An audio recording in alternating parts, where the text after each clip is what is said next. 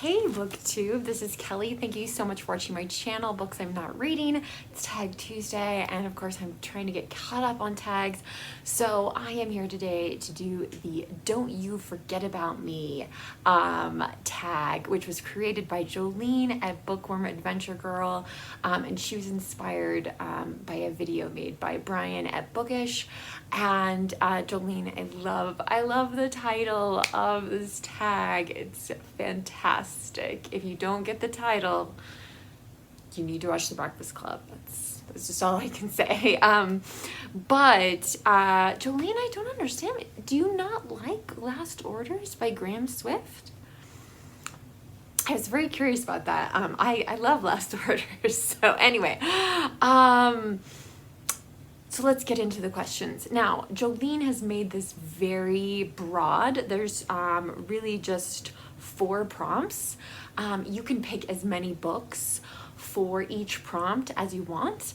I have varying numbers of things here. So, but yeah, it's about the books that we have forgotten, maybe the books we wish we could forget, and the books that we will never forget. So, okay, the first one is Clean Slate, a book you read, but you don't remember anything about it. One of the interesting things about having a joint library between my husband and I is that if one of us reads a book, I mean, we know each other's tastes pretty well.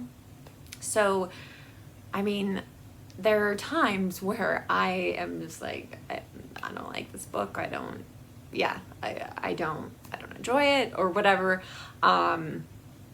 Sometimes Jason will be okay with it, and sometimes he will not, and vice versa, right? So the first book, though, is a book that we both love, but Jason, I'm sure, remembers better than I do, which is Will in the World, How Shakespeare Became Shakespeare by Stephen Greenblatt. I really wish I remembered this book. It's been a long time. We own so many books about Shakespeare, but I should probably reread this one because, yeah, I just don't remember it at all. Jason, I'm sure could. The second one, okay, I'm going to show you the cover, but this is not the book that I am in reference to. So, Sandra Cisneros wrote a book called a full-length novel. This is more a novella, but this is a great book. I love this book, The House on Mango Street, which is why it's part of our library. But she wrote a longer book called Caramelo that both Jason and I read, and we did not like. I don't remember anything about it, though. I remember nothing. I just know that we didn't like it, and it got the boot from the library. So the third book is a book that I don't remember really anything about. I read it for a book club that I had in Missoula, Montana at Barnes & Noble, and I don't remember anything about it, but Jason was very adamant that we had to keep it. And that's My Name is Red by Orhan Pamuk. And I don't know if I should give this another try in the future or not, but yeah, I think probably not. I think there's probably enough books in the world I need to read. Prompt number 2, Genie's Lamp, books you wish you could forget. All right, so the first one, I don't want everyone to forget everything in this book, just most of it. So that would be Close Range, Wyoming Stories by Annie Proulx. Brokeback Mountain is the last story in this book. I think it should be the name of the book, frankly. But the rest of the stories in this book were just horrifying to me. I mean, I'm not saying like that side of Wyoming doesn't exist at all, but I guess maybe I wish there'd been like some good portrayals of Wyoming people.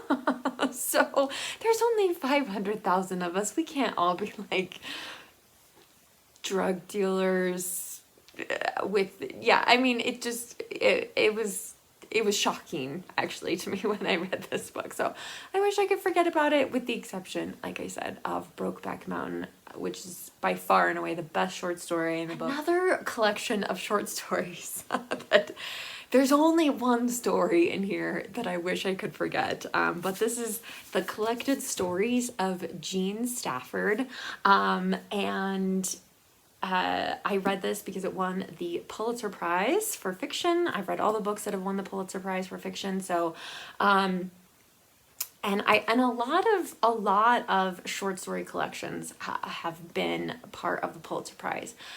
I've been watching hopefully when you see this I'm caught up, but I've been watching people's version of the I'm So Annoyed tag, and there's a question in there about short story collections, and so many people said that they do not read short story collections. I was really, really shocked by that. You're missing out. Some writers, their forte is short stories. So anyway, but there is a story in here that is just so awful and terrifying and horrifying, but I kept it because if Jason ever does decide to pick this up, I know that he'll really like it. He likes things to be dark. And speaking of dark, a book I wish I could forget but can't is The Devil in the White City by Erik Larson. This is nonfiction, contrasting, like, it's kind of like almost two stories, one about the World's Fair in Chicago and another one about a serial killer. So it's dark. If you like dark narrative nonfiction, here you go. Here's a recommendation for you, but I can't forget about that book. It's, oh my goodness. Okay. Third prompt is Forgotten Gems, books that you think need more love. So I think what Jolene was trying to say was like books that like you don't see on Booktube very much, or you don't hear people talk about a lot, that kind of thing that she really loves. I actually, misunderstood the prompt when I was rounding up books. So I thought it was like books you need to give like another chance to. So definitely watch Jolene's video to see her interpretation of Forgotten Gems, books that need more love. But I picked 3 books that I'd like to reread. 2 of them are Pulitzer Prize winners. So the first one is my very, very old copy of The Late George Appley by John Marquand. I really, really want to reread this and do a review on it because I think it is back in print, and I remember loving this, but I just don't remember the story. So I need to go back and reread this. Another Pulitzer Prize winner that I really need to give some more love to is Edith Wharton. This is The Age of Innocence. I kind of remember, I remember parts, but not the, I don't know. I want to be able to remember more, and I would actually really like to read more books by Edith Wharton. I need to give some more love to Edith Wharton. And the third one is a book I actually read in college for a Native American women's literature class, which was fantastic. Probably the best class that I took in my entire time at university.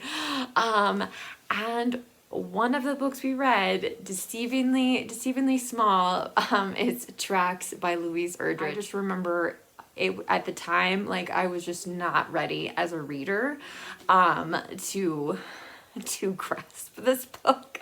So I recently, within the last couple of years, have purchased it again, and I definitely want to reread it. So, yeah.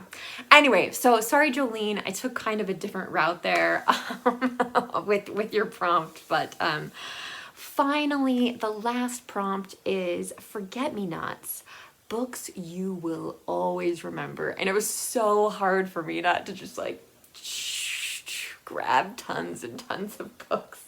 I tried to keep it fairly small, and I also tried to show books that I don't always show on my channel, although if you've been watching my channel for a long time, you'll have seen all of these books. So the first one, I will never forget reading Fingersmith by Sarah Waters. If you haven't read this book, do not talk to anyone about it. Do not read the flaps. Do not read the back of the book. You need to go into this one blind.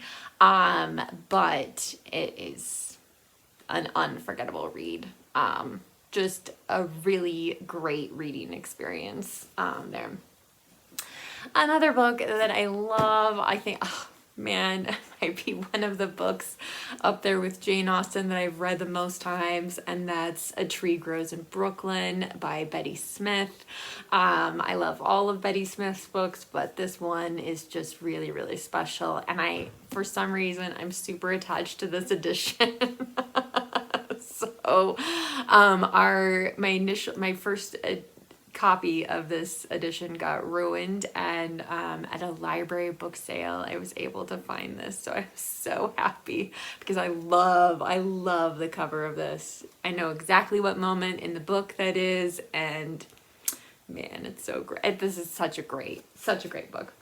Another book that I love that should have won the Pulitzer Prize and did not is Tim O'Brien's The Things They Carried. Again, I think I've read this one maybe 3 times.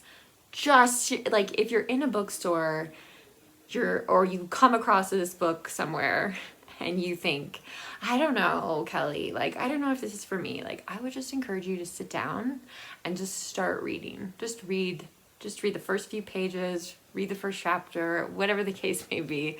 But this is just, oh my God, 5+ stars. I love this book so much. And it really isn't a book that had someone like me in mind. Like, Tim O'Brien wasn't thinking about somebody like me when he wrote this book. Some people consider this a collection of short stories. I don't really see it that way. To me, it feels like a novel, but yes, there definitely are like things, you're never quite sure where you are in time unless you're in the US or something like that and not in Vietnam. This is such a great book. Such a great book.